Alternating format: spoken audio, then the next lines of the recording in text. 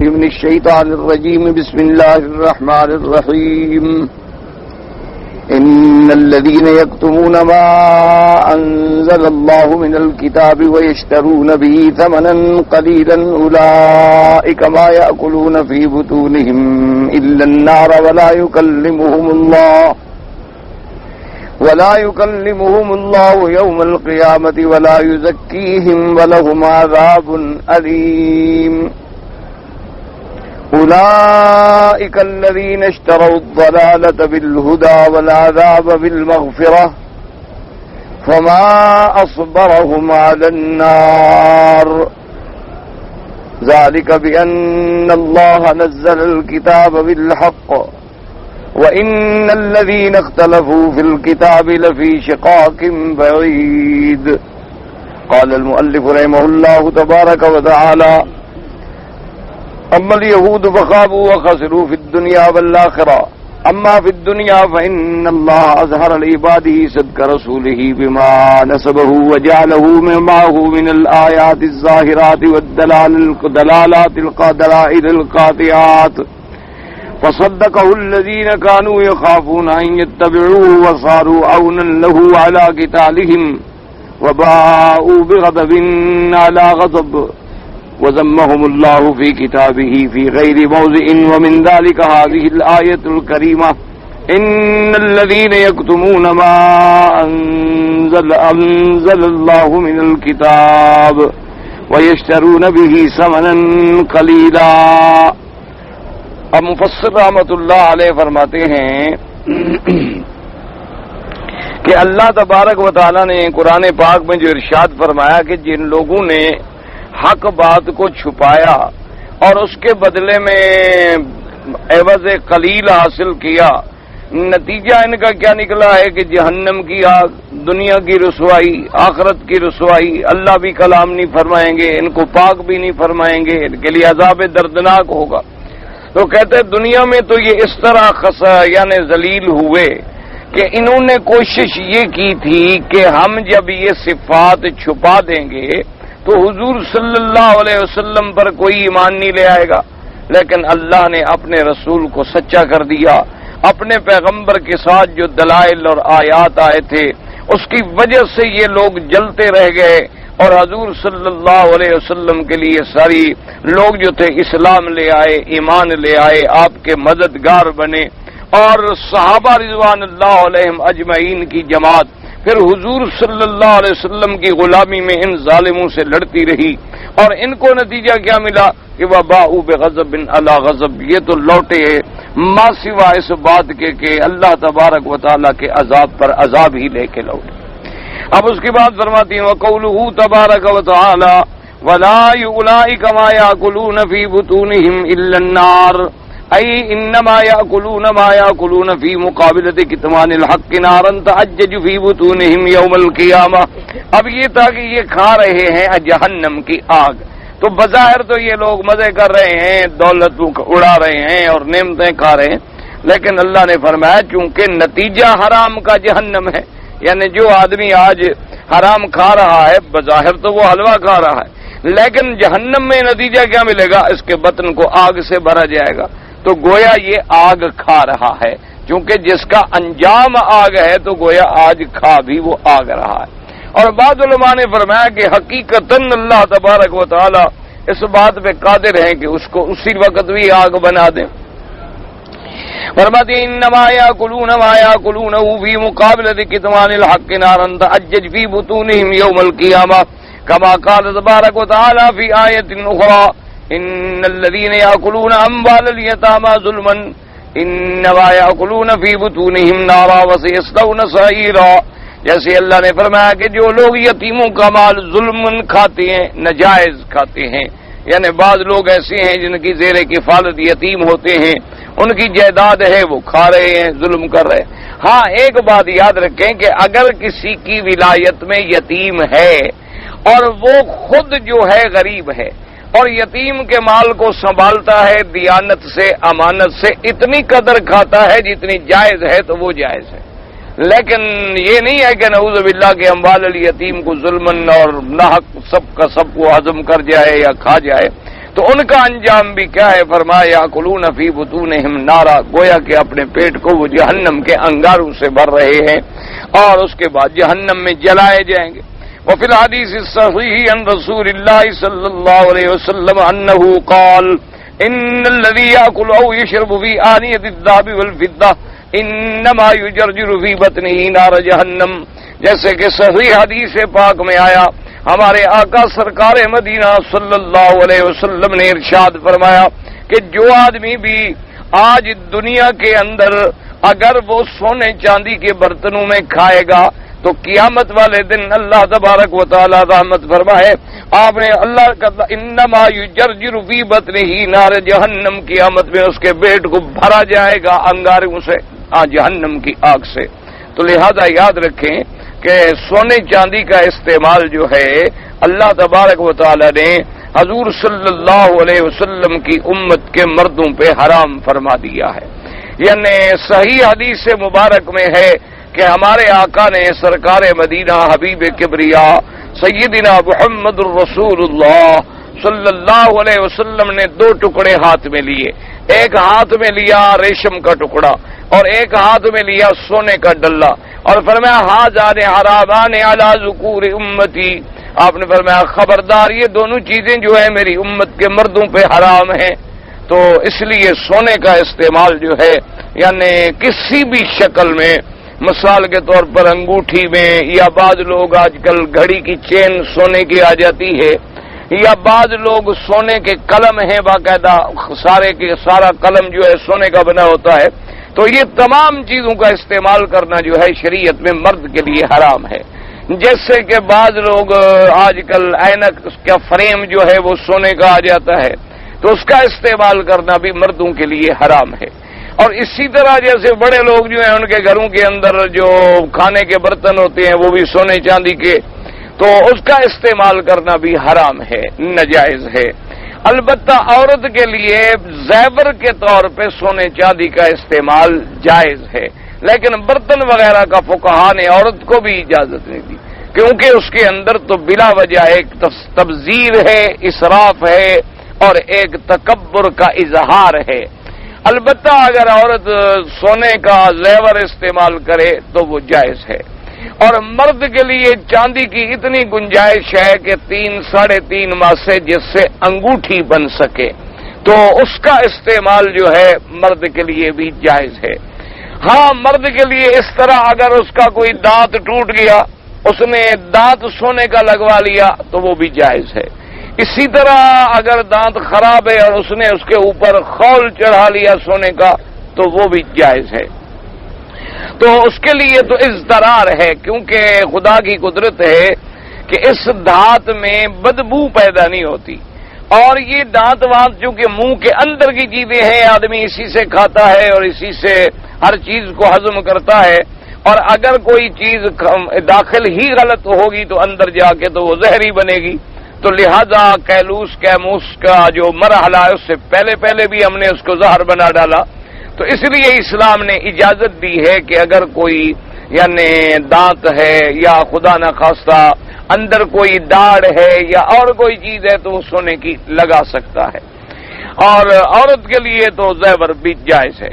اب آگے جا کے صرف ایک بات کا فرق یاد رکھیں کہ امام ابو حنیفہ رحمۃ اللہ علیہ کے نزدیک عورت کے اگر زیورات ہیں تو اس پر وہ زکوٰۃ ادا کرے گی، یعنی زیورات جو عورت استعمال کرتی ہے یا گھر میں رکھے رہتے ہیں، شادی بیاہ پہ استعمال ہوتے ہیں، تو امام ابو حنیفہ رحمۃ اللہ علیہ کے نزدیک اس پر عورت کو زکوٰۃ دینی ہوگی، اور امام احمد ابن حنبل رحمۃ اللہ علیہ جن کے نزدیک یعنی جن کے مسلک پر اور فقہ پر یہاں پر الحمدللہ فیصلے ہوتے ہیں، وہ فرماتے ہیں کہ جو زیور عورت نے استعمال کے لیے رکھا ہے چاہے سال میں ایک دفعہ بھی استعمال کرے، لیکن بیچنے کے لیے یا کاروبار کے لیے نہیں، کیوں بعض عورتیں ہوتی ہیں نا کہ چلو بھی کوئی ایک چیز اچھی مل رہی ہے لے لی اور پھر بیچ دی، اس میں تو کوئی جھگڑا ہی نہیں کہ زکوٰۃ دینی ہے، یعنی جو زیور استعمال کے لیے ہے اس کو امام احمد ابن حنبل رحمۃ اللہ علیہ کے نزدیک زکوٰۃ نہیں دینی ہوگی۔ وہ فرماتے ہیں کہ جو اس کا استعمال ہے تو اس کی مثال وہ ایسے دیتی ہے کہ بھی جیسے اور کاریگروں کے لیے آلات ہوتے ہیں ان پر بھی زکوٰۃ نہیں ہے، تو یہ بھی تو اس کے پہننے کی چیز ہے. جیسے مکان جس میں آدمی کی رہائش ہے اس میں زکوٰۃ نہیں ہے تو یہ بھی اس کے استعمال کی چیز ہے، اس لیے اس میں زکوٰۃ نہیں ہے. لیکن امام ابو حنیفہ رحمۃ اللہ علیہ فرماتے ہیں کہ زکوٰۃ ہے. اور دیکھیں جی ایک مسئلہ ہمیشہ یاد رکھیں کہ امام صاحب رحمۃ اللہ علیہ کو اللہ نے اتنا دین میں تفقہ عطا فرمایا تھا، اللہ ان کی قبر پہ رحمت فرمائے. وہ ہر مسئلے میں بڑا محتاط اور جامع قول اختیار فرماتے ہیں، یعنی ایسا قول اختیار کرتے ہیں کہ جس میں امت کا زیادہ سے زیادہ تقوی اور خشیت بھی ہو اور زیادہ سے زیادہ احادیث رسول پاک پر عمل بھی ہو جائے. اب دیکھیں نا جی، ایک حدیث مبارک سے گنجائش نکلتی ہے کہ بھئی عورت کے زیور جو ہیں پہنے ہوئے ان پہ زکوٰۃ نہیں ہے، لیکن ایک حدیث مبارک میں یہ بھی آیا کہ حضور پاک نے ایک اور دیکھا لڑکی کے ہاتھ میں کہ سونے کے کنگن ہیں، تو آپ نے فرمایا کہ کیا تم ان کے زکوٰۃ ادا کرتی ہو؟ تو اس نے کہا رسول اللہ اس میں بھی زکوٰۃ ہے. فرمایا ہاں ورنہ یہ تو پھر جہنم کے کنگن ہے. تو اب اس حدیث مبارک میں یعنی زیور ہے، کنگن ہے، ہاتھ میں پہنا ہوا ہے، اور اس پہ حضور صلی اللہ علیہ وسلم سختی فرما رہے ہیں، اتنی سخت تنبیہ فرما رہے ہیں کہ آپ نے فرمایا کہ سواران من النار، کہ یہ تو پھر کنگن جہنم کے کنگن ہوں گے. اور پھر دوسری بات یہ دیکھیں، اگر ویسے بھی اللہ ہمیں فہم دے دے کہ مثلا ایک آدمی نے زکوٰۃ دینی تھی مثال کے طور پہ 1000، زیوروں کی زکوٰۃ ملا کے بن گئی 1200. اچھا اس نے اگر 1200 دے دی تو الحمدللہ کچھ زیادہ ہی ادا کیا نا، کم تو نہیں کیا. اس کے ذمے تو چلو کچھ نہ رہا، چلو کچھ 200 اس نے زیادہ سمجھو نکال دیا. لیکن اگر فرض محال عند اللہ زکوٰۃ ہو اور اس نے دی 1200 کے بجائے 1000، پھر 200 تو قیامت تک اس کے ذمہ ہر سال کا لگا رہے گا. اس لیے ہمیشہ یاد رکھیں کہ امام صاحب جو ہیں امام ابو حنیفہ رحمۃ اللہ علیہ، وہ اتنا جامع قول لیتے ہیں اور اتنا محتاط قول لیتے ہیں کہ جس پہ کسی قسم کا کوئی خطرہ واقع نہ رہے. کیوں؟ اب زکوٰۃ دینے کے بعد تو خطرہ نہیں نا، چلو ہم نے نہیں دینی تھی، خیرات ہو گئی، کوئی خطرہ تو نہ رہا نا ہمارے دل میں، کوئی ہم ڈر میں تو نہ آئے، چلو زکوٰۃ مفروضہ سے زیادہ جو ہو گیا صدقہ ہو گیا، نفل ہو گیا، خیرات ہو گئی. لیکن اگر ہم نے نہ دیا اور مفروضہ ہمارے دل میں رہ گیا تو پھر ہم قیامت میں کیا جواب دیں گے؟ اس لیے بہرحال بہتر اسی میں ہے کہ آدمی زکوٰۃ دیا کرے. باقی جو ہے آج کل بڑے بڑے عجیب عجیب دنیا میں رواج ہیں، سونے کی کرسیاں لوگ بنوا لیتے ہیں، بڑے بڑے ڈشز بنوا لیتے ہیں، اور کھانے کے ڈنر سیٹ بنوا لیتے ہیں، چائے ٹی سیٹ، یہ سب ناجائز ہیں استعمال کرنا. اور یہ ساری چیزیں جو ہیں جو لوگ یہاں استعمال کریں گے جنت میں ایسی نعمتوں سے پھر وہ محروم ہو جائیں گے. حتیٰ کہ علماء نے لکھا ہے کہ مثلا ایک آدمی دنیا میں ریشم پہنتا ہے، تو اب اللہ کی رحمت سے وہ جنت میں بھی چلا گیا، لیکن جنت میں اس ریشم، جنت والے ریشم سے محروم رہے گا. حالانکہ جنت میں چلا گیا، اللہ نے جنت میں بھیج دیا، لیکن چونکہ اس نے دنیا میں ان نعمتوں کا فائدہ اٹھایا تھا اس کو پھر آخرت میں نہیں ملتی. اور اسی طرح اگر آپ نظر کریں، غور کریں، دراصل اللہ نے قرآن میں جتنی نعمتوں کا ذکر کیا ہے نا کہ باغ ہوں گے، جنت ہوں گی، نہریں بہ رہی ہوں گی، حوریں ہوں گی، غلمان ہوں گے، سرائر ہوں گے، اور اس کے بعد پردے ہوں گے، انتظامات ہوں گے، اکل و شرب ہوگا، شراب طہورہ ہوگا. تو یہ جتنا دنیا کا بڑا آدمی ہے نا، خاص طور پہ کافر اور دوسرے نمبر پہ سرمایہ دار اور دولت مند، وہ یہ ساری نعمتیں دنیا میں بنا رہا ہے، اس کو پتہ ہے آخرت میں نہیں ملنی، اس لیے وہ دنیا میں حاصل کرنا چاہتا ہے. اسی لیے آپ دیکھیں گے نا اسی طرح وہ محل سمندروں پہ بنائیں گے یا دریاؤں پہ بنائیں گے، باغ لگائیں گے اور اندر کنیزیں اور نکرانیاں اور پتہ نہیں کیا کیا، کیونکہ وہ جو نعمتیں بڑھتی ہیں وہ دنیا میں حاصل کرنے کی کوشش کرتے ہیں. حالانکہ یہ نعمتیں فانی ہیں اور ان کا آخرت کی نعمتوں کے ساتھ کوئی مقابلہ ہی نہیں. آپ اندازہ فرمائیں کہ آج دنیا میں بڑے بڑے موتی ہیں، ہیرے ہیں، ڈائمنڈ ہیں، بڑے بڑے قیمتی موتی، اور جن کی قیمت کروڑوں میں چلی جاتی ہے.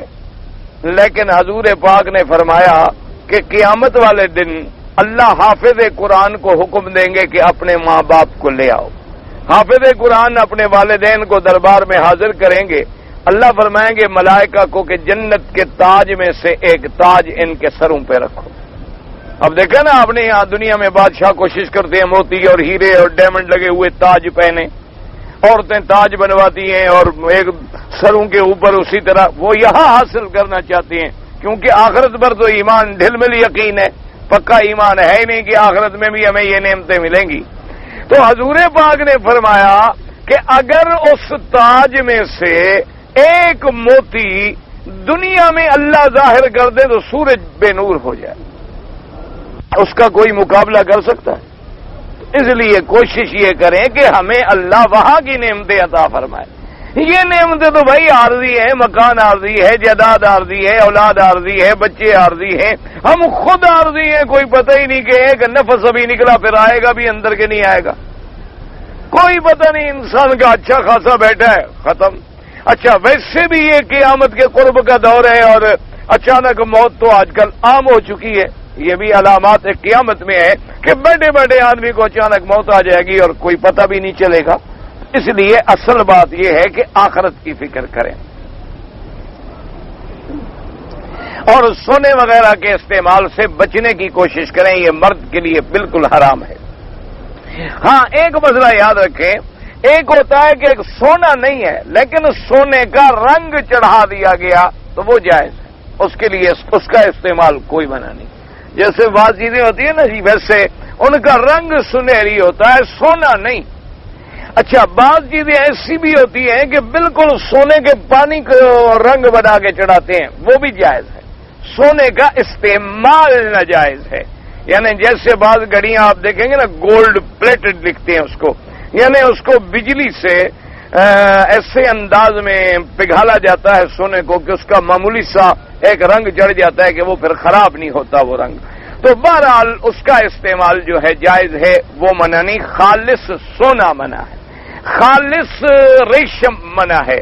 اور آج کل جو ہمارے ملک میں یہ کپڑے چلتے ہیں نا، یاد رکھو یہ ریشم ویشم نہیں ہے، یہ تو سارے پلاسٹک کے ربڑ کے بنے ہوئے ہیں، ان کو تو ویسے بیچنے کے لیے لکھ دیتی ہیں کہ صوب الحریر، یہ ریشم اور ریشم اور ریشم، یہ کوئی ریشم ویشم نہیں ہوتا۔ اصل جیسے سب سے زیادہ مشہور بات آج کل ہمارے ہاں یہ ہوتی ہے کہ 2 گھوڑا بوز کی جو ہے یہ خالص ریشم ہے، غلط بات ہے، یہ بھی خالص ریشم نہیں ہے۔ بڑے بڑے علماء نے تحقیق کی ہے کہ بھی یہ ریشم نہیں ہے اور یہ بھی مصنوعی ایک چیز بنائی جاتی ہے ریشہ، اس سے یہ کپڑا جو ہے بنایا جاتا ہے۔ ریشم اصل وہ ہوتا تھا جو خالص کیڑے سے نکالا جاتا ہے۔ اچھا اور اس ریشم کے کپڑے کے بڑے اثرات تھے، بڑے فوائد تھے، مثلا کسی کے سر میں جوئیں پڑ جاتی تھی نا تو پہلے زمانے میں اس کو ریشم کا کپڑا پہنا دو تو جوئیں بھاگ جاتی تھی۔ اسی طرح اس کے اور بھی کئی دیگر مفادات تھے، تو وہ خالص ریشم حرام ہے مرد کے لیے، عورت کے لیے تو خیر خالص ریشم بھی جائز ہے اور اس کے لیے سونا بھی جائز ہے، لیکن ایک حد تک۔ آج کل جو رواج بن گیا ہے نا، یہ تو کسی شریعت میں بھی جائز نہیں کہ عورتیں 10-10 لاکھ 20-20 لاکھ کے زیور بنا کے گھر میں رکھتی ہیں، نہ زکوٰۃ ہے، نہ صدقات ہیں، نہ خیرات ہیں، اور گھر کے ساتھ جھوپڑی میں لوگ بھوکے مر رہے ہیں اور بیگم صاحبہ کے پاس کروڑوں کے ڈائمنڈ ہے۔ تو یہ تو اسلام اجازت نہیں دیتا، اسلام اس نے یہ نہیں دیتا کہ تم ابذار اور اسراف کرو۔ اس کے بعد فرماتے ہیں کہ دوسری سزا کیا ملے گی، وَقَوْلُهُ تَبَارَكَ وَتَعَالَى وَلَا يُكَلِّمُهُمُ اللَّهُ يَوْمَ الْقِيَامَةِ وَلَا يُزَكِّيهِمْ وَلَهُمْ عَذَابٌ أَلِيمٌ وَذَلِكَ لِأَنَّهُ تَعَالَى غَضْبَانٌ عَلَيْهِمْ لِأَنَّهُمْ كَتَمُوا وَقَدْ عَلِمُوا فَاسْتَحَقُّوا الْغَضَبَ فَلَا يَنظُرُ إِلَيْهِمْ وَلَا يُزَكِّيهِمْ أَيَثْنِي عَلَيْهِمْ يَمْدَهُمْ بَلْ يُعَذِّبُهُمْ عَذَابًا أَلِيمًا۔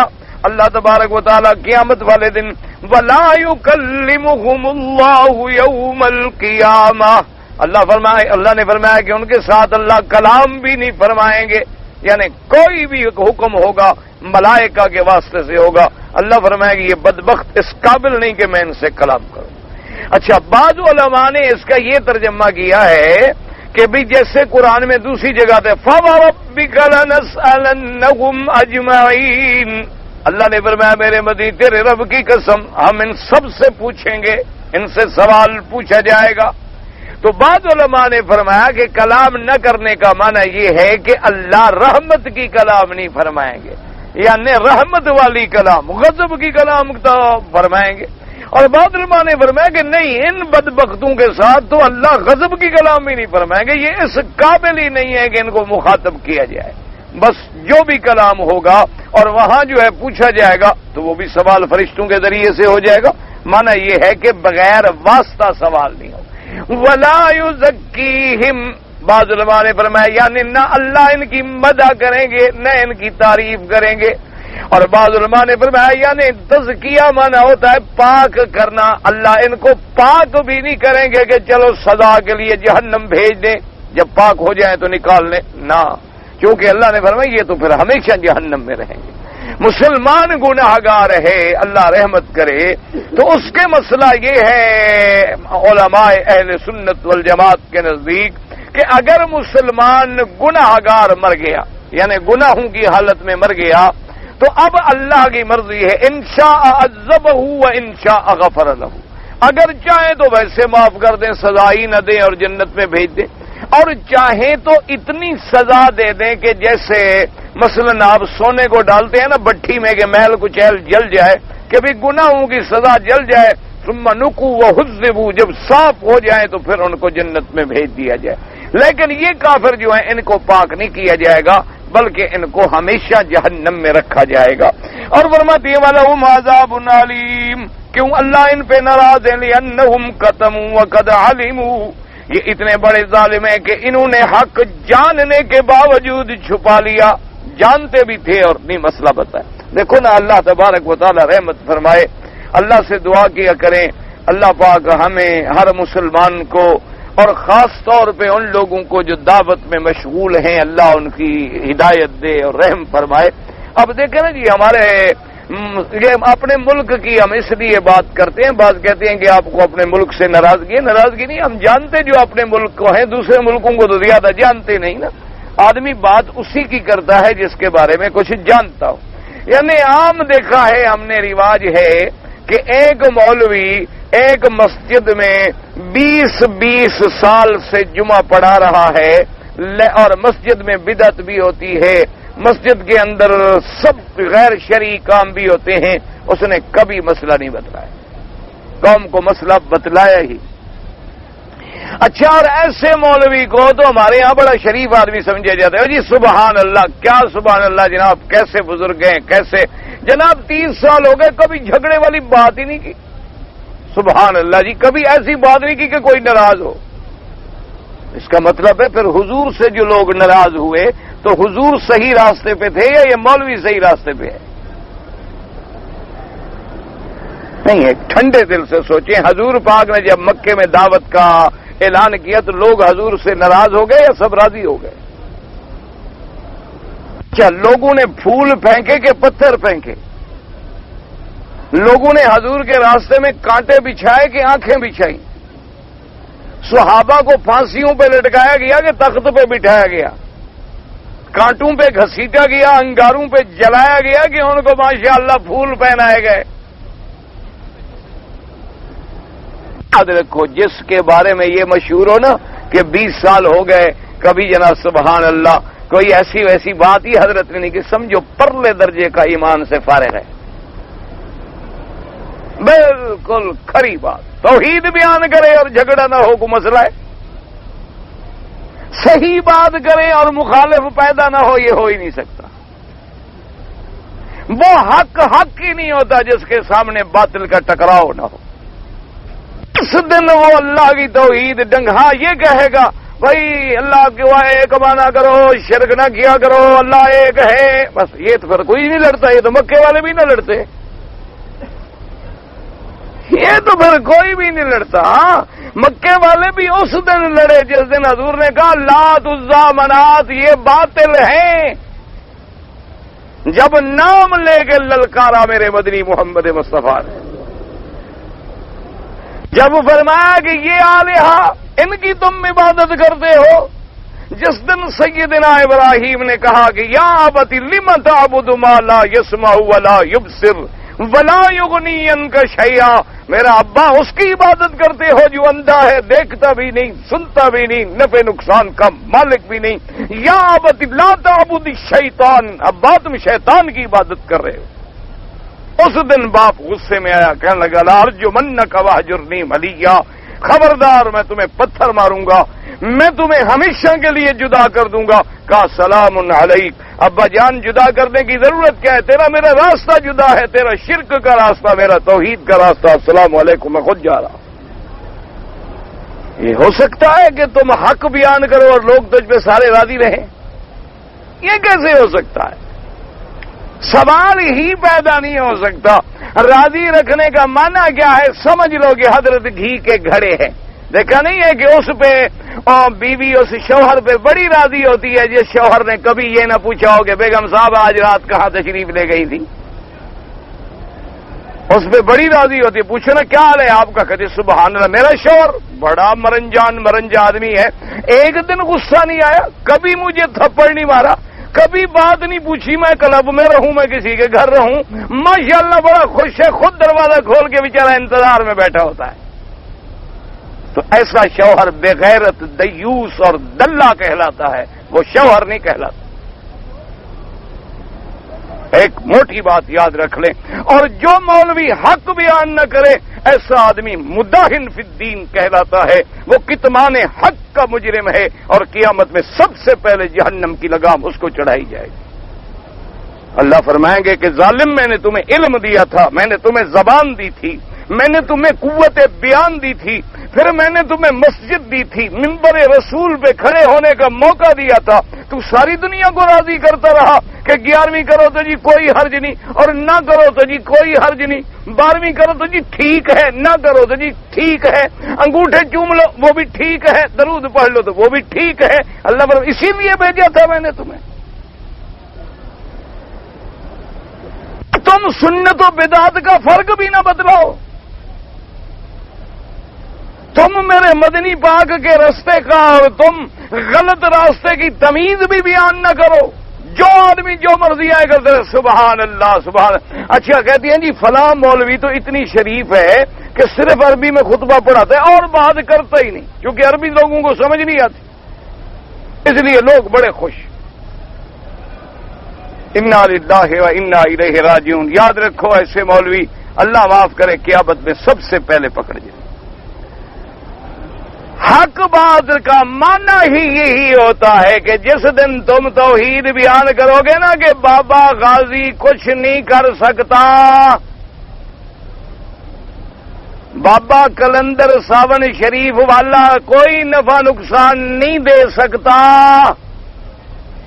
اس دن کہ اچھا ہمارے پیروں کا نام لیتا ہے، اس دن پھر بات ہوگی، اس دن پھر جھگڑا شروع ہوگا، پھر موتی بنیں گے، جو موحد بنے گا موحد بن جائے گا، جو مشرک بنے گا کٹ جائے گا، تیرے پاس پھر ایک کھری جماعت ہو، پھر تیرے ارد گرد منافقوں کا گروہ نہیں ہوگا، پھر سچے لوگ ہوں گے جو تیرے ساتھ نکھرنے والے ہیں نکھر آئیں گے، اور پھر تو ڈنکے کی چوٹ کہہ سکے گا کہ لکم دینکم ولی دین، کیا ہو؟ اور میں بھی آج مدنی کے طریقے پر حضور کی غلامی میں اعلان کرتا ہوں کہ مشرکو تمہارا طریقہ قبروں کا سجدہ ہے، میرا طریقہ خدا کا سجدہ ہے، تمہارا طریقہ غیروں سے مانگنا ہے، میرا طریقہ خدا سے مانگنا ہے، تم نے غیروں کو مشکل کشا سمجھا ہے، میں نے اپنے اللہ کو مشکل کشا سمجھا ہے، پھر جو تیرے ساتھ نکھریں گے نا اس میں وہ خالص موتی ہوں گے، وہ 2 آئیں 4 آئیں 10 آئیں 5 آئیں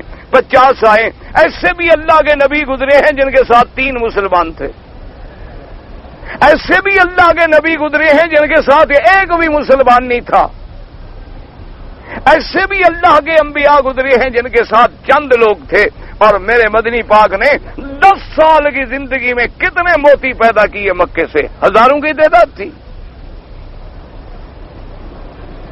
10 سال میرے پاک نبی نے مکے میں توحید کا بیان فرمایا، 10 سال رات دن مقابلہ کیا، طائف تشریف لے گئے، پہاڑوں میں گئے، غاروں میں گئے، بازاروں میں گئے، مکے میں گئے، کعبے میں گئے، کانٹوں پہ چلے، سجدہ کرتے ہوئے ظالموں نے آپ کی گردن پہ آ کے مردار جانوروں کے اوج ڈال دیے، حضور صلی اللہ علیہ وسلم جہاں سے گزرے آپ پہ کوڑا کرکٹ پھینکا گیا، لیکن جو موتی نکلے والسابقون الاولون من المہاجرین والانصار، اللہ نے فرمایا میرا مدنی تیری جماعت اندر باہر سے سچی ہے، ان کے بارے میں تو مجھ سے ابھی جنت کا سرٹیفکیٹ لے لو، کلن وعد اللہ الحسنى، ان سب کے لیے جنت کا وعدہ ہے۔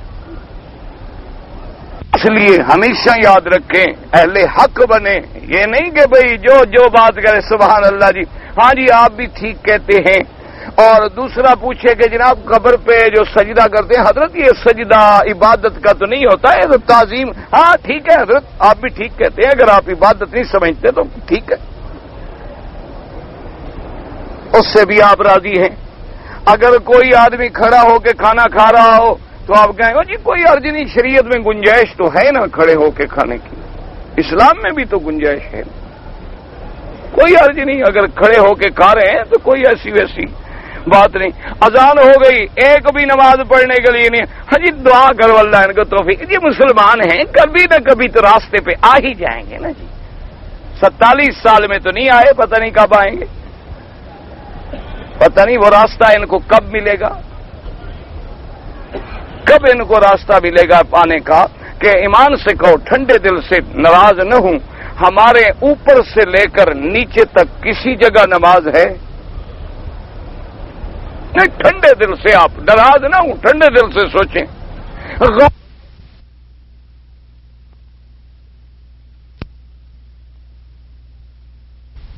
یعنی کہ آج نہیں بلکہ 47 سال سے لے کر آج تک کسی ایک پہ اعتراض نہیں،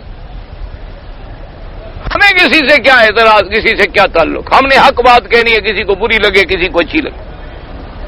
سوال یہ ہے کہ کیا نماز ہے؟ عدالتوں میں ہمارے نماز ہے کہ نماز کا وقت آ جائے تو باقاعدہ اذان ہو اور کولڈ بند؟ ہمارے ٹرینوں میں کسی جگہ پر آپ چلے جائیں، اگر نہیں ملے گا آپ کو تو نماز کا انتظام نہیں ملے گا، کسی اسٹیشن پہ اتریں پانی نہیں ملے گا، کہیں مسجد نہیں ملے گی، کہیں جگہ نہیں ملے گی، کوئی سمجھ نہیں آتا کہ وہ اسی کفر کے زمانے والے اسٹیشن ہے یا مسلمانوں کے اسٹیشن ہے۔ اگر اس زمانے میں بھی نام گیلے وال پڑا تھا تو اب بھی گیلے وال ہے، اس زمانے میں بھی ہم نے نام مثلا کسی کا کوئی انگریز کے نام پہ کنگ ایڈورڈ پڑا تھا تو آج بھی وہی نام ہے، اس زمانے میں بھی ہم نے کوئی کالی داس، کوئی شنکر داس، کوئی کتا داس پڑا تھا سڑک پر تو آج بھی وہی لکھا ہوا ہے۔ فرق کیا آیا؟ ہمارے تو نام تک بھی نہیں بدلے، کام تو کام رہے، شکل بھی نہیں بدلی، تو آخر اسلام کا کیا مطلب ہے؟ اسلام ان رسومات کا نام نہیں ہے، یاد رکھو، اسلام صرف اس کا نام نہیں ہے کہ تم 12ویں کے دن جھنڈیاں لگا لو، 11ویں کی رات کو دودھ تقسیم کر لیا کرو، 27ویں رات کو معراج شریف رجبی شریف منا لیا کرو، اور سال میں ایک دفعہ بزرگوں کا عرس شریف منا لیا، اور اس کے بعد جناب یہ ہے کہ مر جائے کوئی تو کل خانی شریف، پھر 7 جمعرات ہیں وہ بھی شریف، اور اس کے بعد چہلم شریف، بس اس کے بعد تم پکے مسلمان۔ لیکن ایک بات یاد رکھو، یہ سارا کام نہ میرے مدنی نے کیا ہے، نہ صدیق و عمر عثمان و علی نے کیا ہے، پتہ نہیں تم نے کہاں سے سیکھا ہے، یہ سارا کام میرے مدنی پاک نے نہیں کیا، صحابہ نے بھی نہیں کیا، اہل بیت رسول نے بھی نہیں کیا۔ کسی ایک صحابی کا مجھے قول دکھا دیں تو میں آپ کی بیعت کر لوں گا کہ جس نے حضور کے وفات مبارک کے بعد یا حضور کی زندگی میں، حضور مدینے میں تھے اور وہ کسی مصیبت میں تھا یمن میں، اور اس نے پکارا ہو کہ یا رسول اللہ میری مدد کر، اگر ایک قول دکھا دیں تو میں جو مرضی آئے آپ کی بات ماننے کے لیے تیار۔ تو جب صحابہ نے اللہ کے نبی کو نہیں پکارا تو کسی اور کو پکارنے کی کیسے اجازت ہو سکتی ہے؟ کوئی بات سمجھے خدا کے لیے۔ میرے مدنی صلی اللہ علیہ وسلم کو سے بی بی عائشہ صدیقہ نے پوچھا رضی اللہ تعالی عنہ سے کہ یا رسول اللہ آپ پہ کوئی سب سے بڑا مصیبت کا دن آپ کو کوئی یاد ہو؟ آپ نے فرمایا عائشہ وہ دن میرے لیے اتنی بڑا مشکل تھا کہ تیری قوم نے، مکے والوں نے مجھے ستا دیا، مجبور کر دیا، میں مکہ چھوڑ کے طائف گیا کہ اللہ کی توحید بیان کروں، لیکن طائف کے ظالموں نے بھی مجھے کوئی جواب نہ دیا، میرے لڑکے پیچھے لگا دیے، مجھے پتھر مارے گئے، میرے پاؤں جوتے خون سے بھر گئے، اللہ کے سوا میرا کوئی نہیں تھا جو دو بول لے ہمدردی کے۔ وہ دن اللہ رحمت کرے میرے لیے بڑا مشکل دور تھا، بڑا مشکل کا وقت تھا۔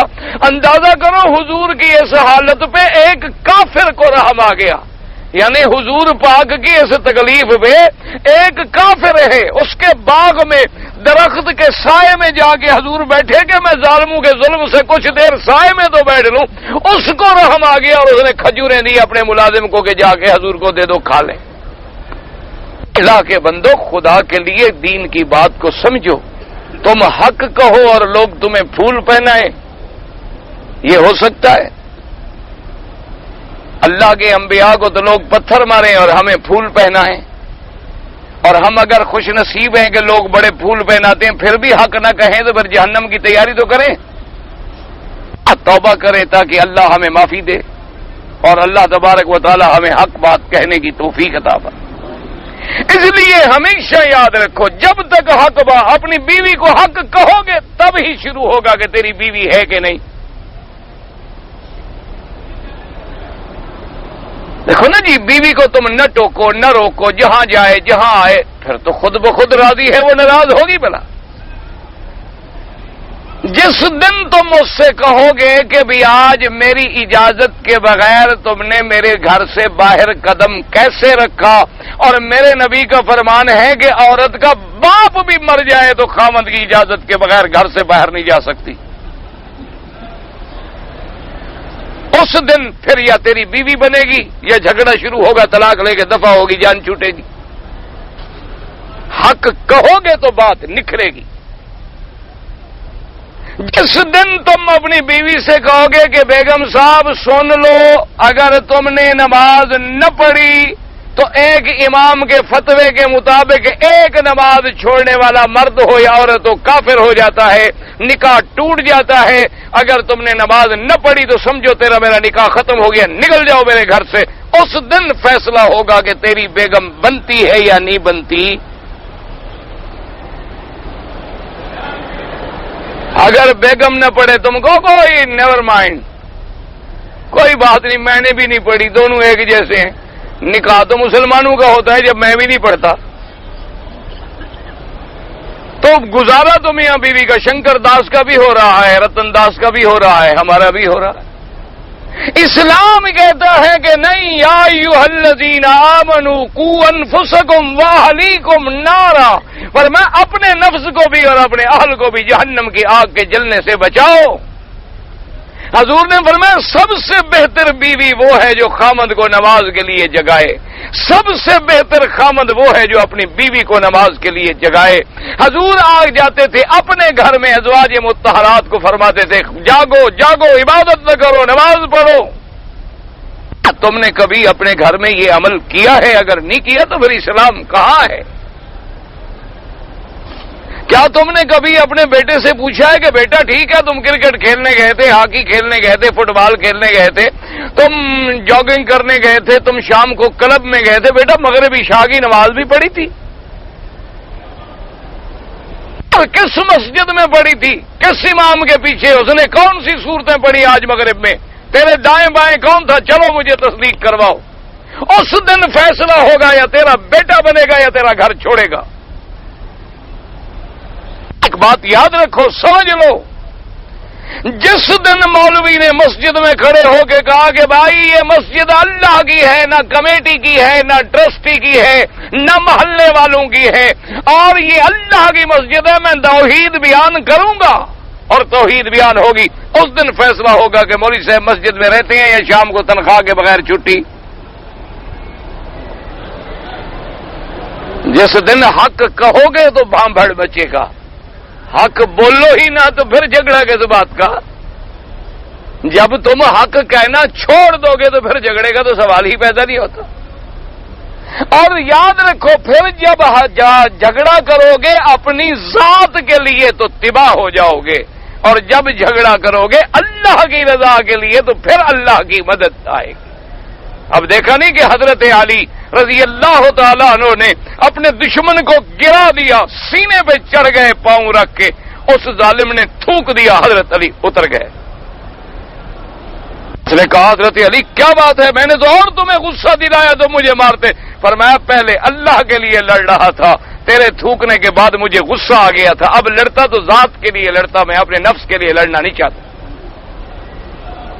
میری لڑائی تیرے ساتھ اللہ کے لیے تھی، لیکن میں نے تجھے گرا، تو نے جب تھوکا تو فطری بات ہے مجھے غصہ آ گیا۔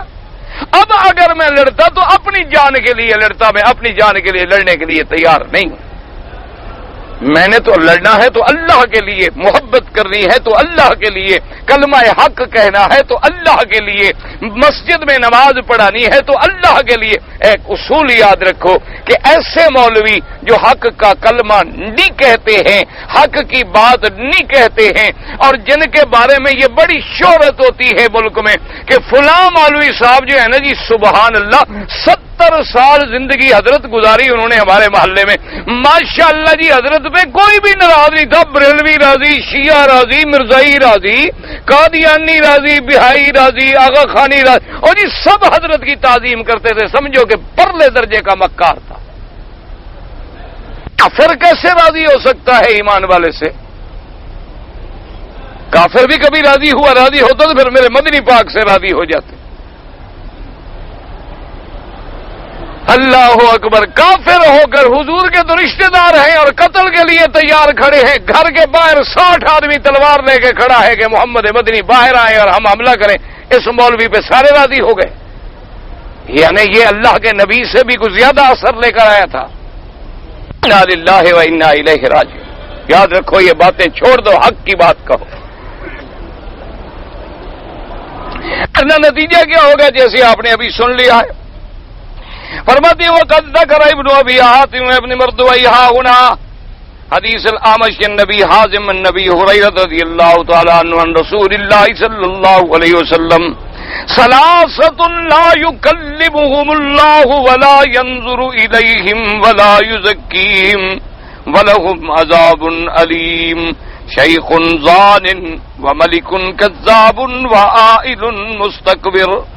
اب جناب اس حدیث میں آتا ہے جو ابن ابی حاتم نے روایت کی ہے حضرت ابی ہریرہ رضی اللہ تعالیٰ عنہ سے، حضور پاک نے فرمایا کہ 3 آدمی ایسے ہیں جن سے اللہ کلام بھی نہیں کریں گے، ان کی طرف نظر بھی نہیں فرمائیں گے، اور نہ ان کو یزکیہم پاک کریں گے بلکہ ان کے لیے عذاب دردناک ہوگا۔ آپ نے فرمایا حضور صلی اللہ علیہ وسلم نے سب سے پہلے ان شخصوں میں وہ ہے کہ شیخ زان کے بوڑھا ہو گیا لیکن پھر بھی زنا نہیں چھوڑتا، کہ بوڑھا ہو گیا، عمر بڑی ہو گئی۔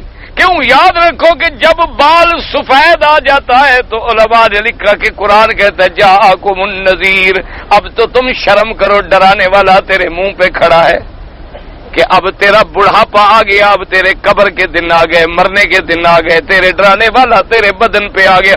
حضور نے فرمایا جو بڑھاپے میں بھی زنا نہیں چھوڑتا اللہ تبارک و تعالیٰ اس سے کلام بھی نہیں کریں گے، نظر بھی نہیں فرمائیں گے۔ آج کتنے لوگ ہیں ایمان سے کہو اللہ معاف کرے، جوں جوں عمر زیادہ ہوتی جاتی ہے اور فلموں میں بڑھتے جاتے ہیں، اور گناہوں میں بڑھتے جاتے ہیں، اور زیادہ تجربہ کار ہوتے جاتے ہیں۔ وہ کہتے ہیں جی پہلے تو بچپن تھا، ہمیں پتہ ہی نہیں تھا نا کہ عورتوں کو کیسے پھنسایا جاتا ہے، اب تو تجربے کار تو ہم اب ہوئے ہیں، اب تو ان کو بیچاروں کو تجربہ ہے، اور ابھی بھی تو ٹریننگ لی ہے ان غریبوں نے، نئے نئے سکولوں سے، نئی نئی فلموں سے، ویڈیو پرنٹ دیکھ دیکھ کر ابھی تو سیکھے ہیں، منہ پہ داڑیاں ہیں، حافظ قرآن ہیں اور ننگی فلمیں دیکھتے ہیں، اور مولوی مکی صاحب کا درس بھی سنتے ہیں ماشاءاللہ، درس میں بھی باقاعدہ سنتے ہیں سبحان اللہ ماشاءاللہ۔ کہتے ہیں صحیح کیا کریں، 1 گھنٹہ اللہ کی طرف، 1 گھنٹہ شیطان کے ساتھ، دونوں کو منا رہے ہیں نا، صحیح دونوں کو راضی کریں، بھی رحمان بھی راضی، شیطان بھی راضی۔ انا للہ و انا الیہ راجعون۔ دعا کتنی بڑی سزا ہے کہ اللہ نظر نہیں فرمائیں گے، دعا کرو اللہ ہمیں زنا سے بچائے۔ اور ایک بات یاد کر کے سن لو، من زنا زنیا، جو کسی کے ساتھ زنا کرتا ہے اس کی لڑکیوں سے زنا ہوتا ہے۔ کہ رکھ لو، جتنی لڑکیوں کی عزت برباد کرو گے تیرے خاندان کی، اتنی لڑکیوں کی ہوگی اور اس سے زیادہ ہوگی۔ اگر کسی کی بہن بیٹی ماں پہ ہاتھ ڈال سکتے ہو، بیوی پہ ہاتھ ڈال سکتے ہو، تو تمہاری بہن بیٹی بیوی بھی کوئی لوہے کے قلعے میں تو نہیں رہتی۔ اور پھر قدرت کی طرف سے یہ انتقام ہے کہ اس کے ساتھ ہوگا، اور نتیجہ کیا نکلا کہ برائی تو نے کی اور تیرے گناہ کی سزا تیرے خاندان کی معصوم لڑکیوں نے بھگتی۔ پھر قیامت میں تو کیا جواب دے گا کہ تم نے تو برائی کی، ان بیچاریوں نے تو برائی بھی کوئی نہیں کی، تیرے گناہ کی وبال ان پہ پڑ گیا، تیرا عذاب ان پہ پڑ گیا۔ کیونکہ جب آگ لگتی ہے تو پھر سبز لکڑیاں بھی جل جاتی ہیں، پھر آگ یہ تو نہیں دیکھتی کہ یہ لکڑی خشک ہے یا سبز ہے۔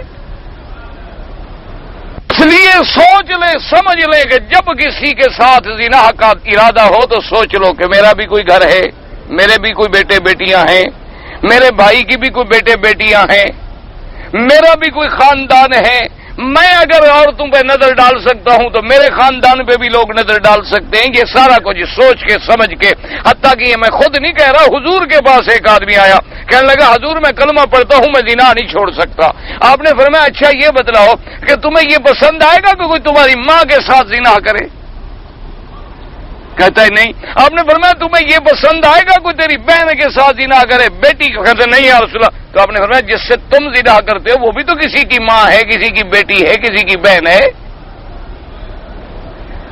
تو اس نے کہا حضور مجھے توبہ کرا لے، میں توبہ کرتا ہوں۔ فوراً توبہ کر لی، اور فرمایا کہ جو بادشاہ جھوٹ بولے اس پہ بھی اللہ نظر نہیں فرماتے، اور فرمایا کہ جو آدمی صاحب عیال ہے، صاحب فقر ہے، لیکن پھر بھی تکبر کرتا ہے، اللہ نے عیال دیا، پھر محتاج بھی ہے لیکن اکڑ رہا ہے، جھوٹ کر رہا ہے، مانا وہی ہو گیا نا، حق کو چھپا رہا ہے کہ حق تو تھا کہ فقر ہے لیکن استکبار کر رہا ہے۔ ایسے آدمی پر بھی اللہ نظر نہیں فرماتے۔ اللہ تبارک و تعالی ہمیں بچائیں۔ ثم قال تبارک و تعالی مخبرا انهم اولئک الذین اشتروا الضلالۃ بالہدی، یہ وہ لوگ ہیں جنہوں نے ہدایت کے بدلے میں گمراہی کو خریدا۔ اعتاذوا عن الهدى وهو نشر ما في كتبهم من صفة الرسول وذكر مبعثه والبشارة به من كتب الأنبياء واتباعه وتصديقه استبدلوا عن ذلك واعتاذوا عن الضلالة وهو تكذيبه والكفر به وكتمان صفاته في كتبهم۔ اللہ نے فرمایا ان کی کتابوں میں میرے مدنی پاک کی صفت لکھی ہوئی تھی، حضور کی شان لکھی ہوئی تھی، لیکن ان ظالموں نے بجائے انبیاء کی بشارتوں کو ان کی اتباع اور تصدیق کے چھپانے کے، ان لوگوں نے گمراہی کو خرید کیا کہ حضور کی تکذیب کی اور کفر کیا۔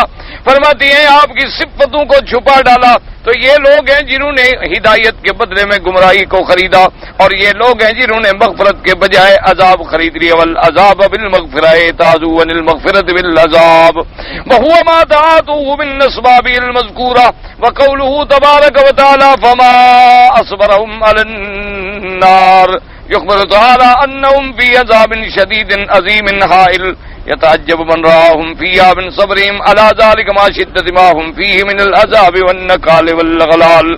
اللہ نے فرمایا کہ ان ظالموں کو دیکھو کیسی جرت و بہادری ہے جہنم کی آگ پہ، یعنی یہ ڈر بھی نہیں رہے کہ جہنم کی آگ میں جلنا ہے۔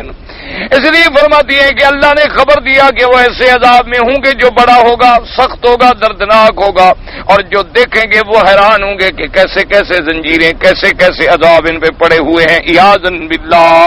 وقیل معنی قوله فما اصبرهم على النار اي فما ادفمهم لعمل المعاصي الذي تفضي بهم الى النار۔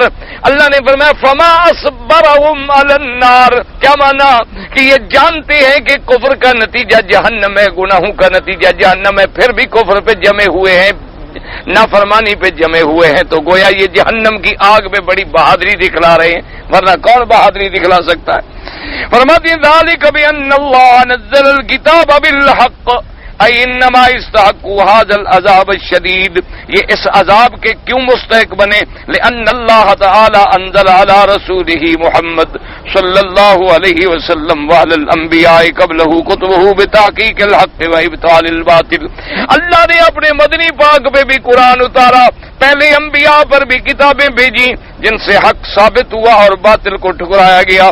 وہؤلاء اتخذوا آیات اللہ ہزوا، لیکن ان بدبختوں نے اللہ کی آیات کو ٹھٹا اور مخول بنا دیا۔ وکتابہم یامرہم باظہار العلم ونشرہ فخالفوہ وکذبوہ، ان کے پاس جو کتاب ہے تورات وہ تو ان کو حکم دیتی ہے کہ حق کی بات کو کھول کے بیان کرو، لیکن یہ بدبخت چھپاتے ہیں، تکذیب کرتے ہیں۔ وہذا الرسول الخاتم صلی اللہ علیہ وسلم یدعوہم الی اللہ، اور ہمارے خاتم الانبیاء حبیب کبریا ان کو توحید کی طرف بلاتے ہیں۔ ویامرہم بالمعروف وینہاہم عن المنکر، ان کو بھلائی کا حکم دیتے ہیں، برائی سے روکتے ہیں، لیکن وہم یکذبونہ ویخالفونہ ویجحدونہ ویکتمون صفتہ، لیکن یہ ظالم ایسے ہیں کہ اللہ کے رسول کی تکذیب کرتی ہیں، اللہ کے رسول کا انکار کرتی ہیں، ویکتمون صفتہ، اور جو تورات میں صفت لکھی ہوئی ہے اس کو چھپاتی ہیں۔ فاستہزئوا بآیات اللہ المنزلۃ علی رسلہ، اللہ نے جو قرآن میں آیات اتاری ہیں یہ اس کا استہزاء کرتی ہیں۔ فلہذا استحق العذاب والنکال، اسی استہزاء اور کفر کی وجہ سے یہ عذاب اور سختی کے مستحق بنے۔ ذالک بان اللہ انزل الکتاب بالحق وان الذین اختلفوا فی الکتاب لفی شقاق بعید، اللہ نے فرمایا جو ہم نے اتارا قرآن میں کتاب میں یہ حق ہے، اور جن لوگوں نے اختلاف کیا یہ وہ لوگ ہیں جو دور جا پڑے گھاٹیوں میں، ضلالت کی گمراہیوں کی گھاٹیوں میں۔ اللہ پاک ہمیں ہدایت نصیب فرما دے، دعا کیا کریں۔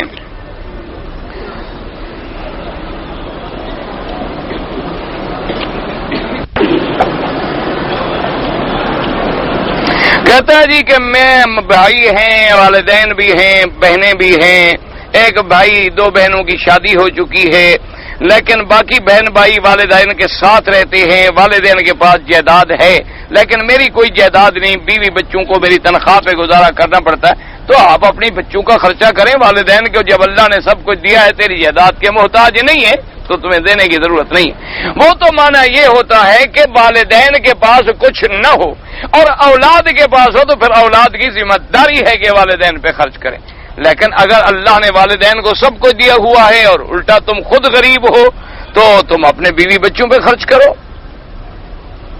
میں نے عمرہ کیا، غلطی سے دم ہو گیا ہے لیکن میرے پاس پیسے نہیں ہیں، کوئی بات نہیں، جب اللہ تبارک و تعالیٰ پیسے دے دے تو ایک بکری کے پیسے بھجوا کے دم دے دینا، کوئی مشکل نہیں۔ اور بعض غلطیاں ایسی بھی ہوتی ہیں جن میں روزے رکھنے سے بھی چھٹکارا ہو سکتا ہے۔ اچھا جی ٹھیک ہے، آپ دعا کرتے رہے میرے لیے۔ یہاں جو مرغی ملتی ہے بہرحال دیکھ لیا کریں اور پوچھ لیا کریں کہ باہر کی جو مرغی ہے احتیاط یہ ہے کہ استعمال نہ کریں۔ البتہ یہاں الحمدللہ اب مرغیاں ایسی ہیں جو ہمارے اسی ملک میں ذبح ہوتی ہیں، ان پر اطمینان ہے الحمدللہ، یہ اسلامی حکومت ہے اللہ کی رحمت سے، اور وہ باقاعدہ ذبح بھی ہوتی ہیں، اور میں نے ماشاءاللہ اپنی آنکھوں سے بھی دیکھا ہے کہ باقاعدہ ذبح ہوتی ہیں۔ اچھا جی، میں محلے جہاد میں رہتا ہوں، کبوتر شکار کر کے کھا سکتا ہوں، اللہ کے حرم میں شکار؟ عجیب آدمی ہو یار، یعنی وہ کہتے ہیں مرغی سے تو بچوں، یہ حرام کھا لوں۔ مرغی کا مسئلہ پوچھ رہا ہے، شکار کھیلنے کی تیاری ہے۔ وہ خدا کے بندے، حرم میں شکار کھیلنا حرام ہے؟ یہ لمبا توپ جو عربی پہنتے ہیں، ایڑیوں سے نیچے توپ ہو، چادر ہو، پجامہ ہو، شلوار ہو، کوئی کپڑا بھی ہو، زیادہ سے زیادہ گٹوں کے اوپر ہو، نیچے نہ جائے۔ اگر عید کے دن جمعہ میں مسجد کی نماز کی ابتدا لوگ اپنی چھتوں سے کر لیں، صفیں نظر آ رہی ہوں تو نماز ہو جائے گی، اگر صف نظر نہ آئے تو پھر نہیں ہوگی۔ ہمارے رمضان میں آخری جمعہ کو اذان کے بعد مؤذن الوداع باہ رمضان کہتا ہے، یہ بدعت ہے، خالص بدعت ہے۔ اگر یہ کہنا ضروری ہوتا تو حضور نہ فرماتے، اللہ کے بندے حضرت بلال کو نہ فرماتے بھی رمضان کو الوداع کرو۔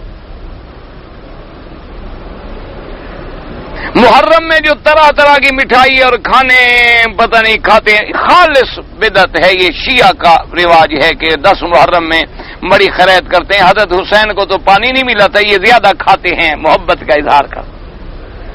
ویسے عقیدہ یہ ہے کہ حضرت حسین تو پیاسے شہید ہو گئے، لیکن تم یہ 20 کھانے اس دن کھا جاتے ہیں. بھئی حضرت حسین سے پیار ہے تو تم بھی 10 دن نہ کھاؤ، پتہ تو لگے محبت کا. دیوالی کے دن چینی پتاشا مولویوں کو دیتے ہیں، بالکل خالص حرام. قبرستان میں جوتے پہن کے نہیں جانا چاہیے. قبر پر جوتوں کے سہاں راستے بنے ہوئے ہیں تو پھر جا سکتے ہیں. وسوسہ مجھے بہت ہوتا ہے، اس کا علاج تو کسی کے پاس نہیں ہے. آخری سورت قل اعوذ برب الناس پڑھا کرو. اگر ہم بزرگ کی قبر پہ اینٹ لگا دیں بطور علامت، بالکل نہ لگائیں. یہی اینٹ سے تو پھر انشاءاللہ روضہ شریف بنے گا. پہلے اینٹ ہی رکھی جاتی ہے نا بلڈنگ کی، پھر دوسری اینٹ، پھر تیسری، پھر چوتھی، پھر 5ویں، پھر بنتے بنتے روضہ شریف. یہ سب ناجائز ہے. بالکل صرف ایک بالشت کے برابر کچی مٹی کے ساتھ قبر کی علامت بنا دے، نظر آئے کہ مسلمان کی قبر ہے، کوئی بے حرمتی نہ کرے. باقی یہ پتھر لگانے اور کتبے لگانے اور فلاں سب ناجائز.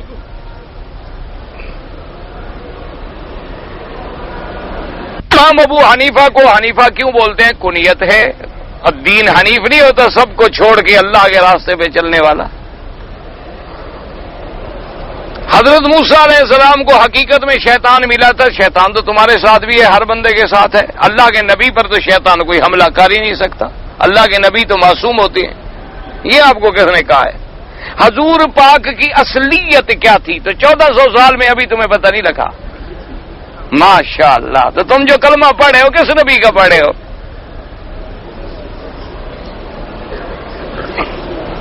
حضور پاک کی جب اصلیت کا پتہ نہیں تو ایمان رخصت. بھئی جب آدمی پڑھتا ہے لا الہ الا اللہ محمد الرسول اللہ اور یہ عقیدہ رکھتا ہے کہ حضور میں آپ کا کلمہ تو پڑھ رہا ہوں لیکن مجھے پتہ نہیں ہے آپ بشر ہیں، نور ہیں، پتہ نہیں کیا ہے، پتہ نہیں خدا ہے، مصطفیٰ ہے، پتہ نہیں صحیح، بس میں کلمہ پڑھ رہا ہوں، تو مسلمان ہو گیا؟ اس سے بڑا تو منافق ہی کوئی نہیں جس کو پتہ نہ ہو. بھئی جب اللہ نے فرما دیا انما انا بشر مثلکم، پھر بھی تمہیں اصلیت معلوم نہیں ہوئی. قل سبحان ربی هل كنت الا بشرا رسولا، فرمایا انا سید ولد آدم، میں آدم کے بیٹوں کا سردار ہوں.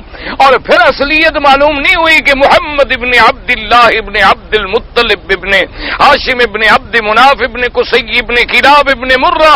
حضور کا جب باپ معلوم، ماں معلوم، نانا معلوم، دادا معلوم، چاچا معلوم، بیوی معلوم، بیٹے معلوم، بیٹیاں معلوم، ابھی تمہیں اصلیت کا پتہ نہیں لگا؟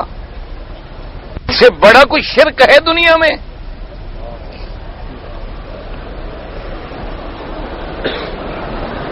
ایک بدعتی پیر ہے میرے گاؤں میں، وہ کہتا ہے مجھے خواب میں دکھاتے ہیں کہ فلاں جگہ قبر بناؤ، مجھے خواب میں حکم ہو جاتا ہے تم اس کی بنا دو. کہو جی مجھے حکم ہوا ہے کہ سائیں کی قبر بناؤ.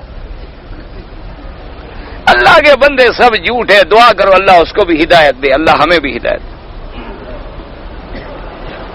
اگر کوئی آدمی نے غسل سنت کے کیے پر آدمی غسل سے بلا وضو نماز پڑھ لی، اگر پہلے وضو کیا تھا پھر غسل کیا دوبارہ وضو کی ضرورت ہی نہیں.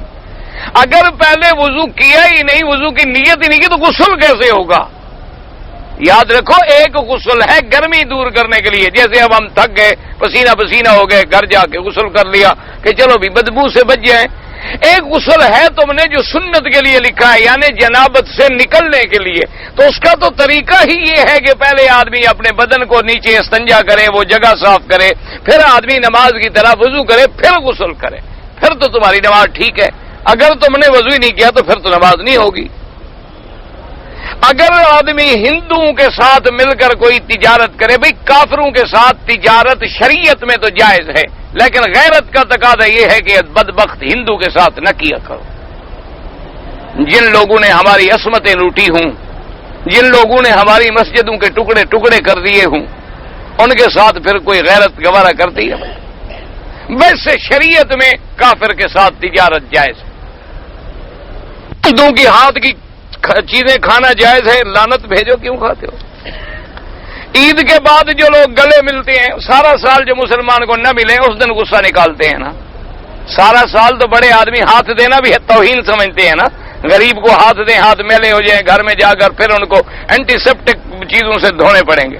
عید والے دن دکھاتے ہیں ادھر ابھی فوٹو بنا لینا میں ذرا گلے مل رہا ہوں. یہ سب بدعت ہے. اللہ کے لیے ملنا ہے تو سارا سال ملو.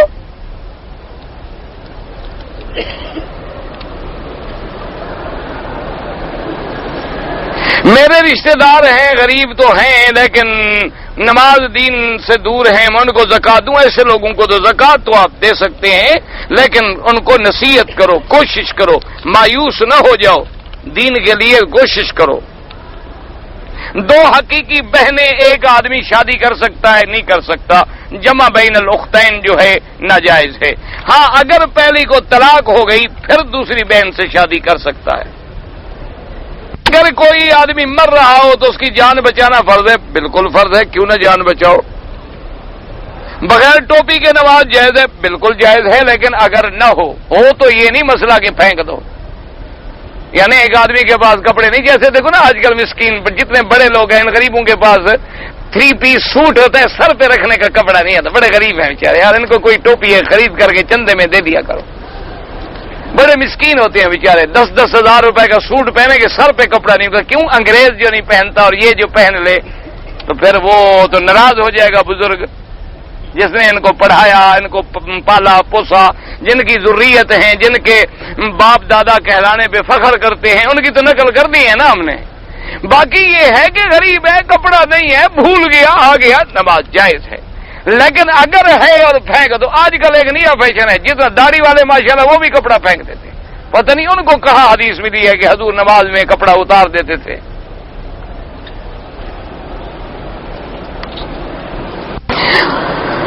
ایک دو عمرے کر کے بال صاف نہ کرے تو ایک بکری دم دے، صرف تھوڑا سا جرمانہ ہے، 300 ریال میں مل جائے گی بکری.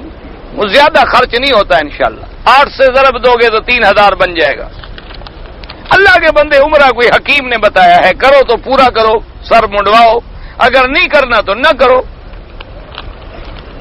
ہمارے گھر میں رواج ہے، ہمارے ملک میں جب فوت ہو جائے 7 جمعراتیں کرتے. بابا یہ رواج ہے، بدعت ہے، یہ مولوی کے روٹی کھانے کا مسئلہ ہے، شریعت میں خالص حرام ہے. سمجھ آ گئی بات؟ یہ مولویوں نے مسئلہ بنایا کہ تم روٹی مفت تو کھلاتے نہیں. انہوں نے مسئلہ بنایا کہ تیسرے دن کل 7 جمعراتیں، پھر 40واں. اتنے میں محلے کا کوئی اور شریف بھی مر جائے گا. کوئی ضد تو نہیں ہے، محلے میں کوئی نہ کوئی اور مر جائے گا، پھر ہماری روٹی چلتی رہے گی 1.5 مہینہ. اتنے میں انشاءاللہ کوئی اور مر جائے گا. مولوی صاحب ہر وقت ماشاءاللہ منچیں گھی میں. یہ خالص بدعت ہے. کھانا بھی حرام، کھلانا بھی حرام. آگے تمہاری مرضی. خیرات کرنی ہے سارا سال کرو، سارا مہینہ کرو، کوئی حرام نہیں. اللهم صل على سيدنا محمد وعلى سيدنا محمد وبارك وسلم. ربنا آتنا في الدنيا حسنة وفي الآخرة حسنة وقنا عذاب النار. اللهم صل ولا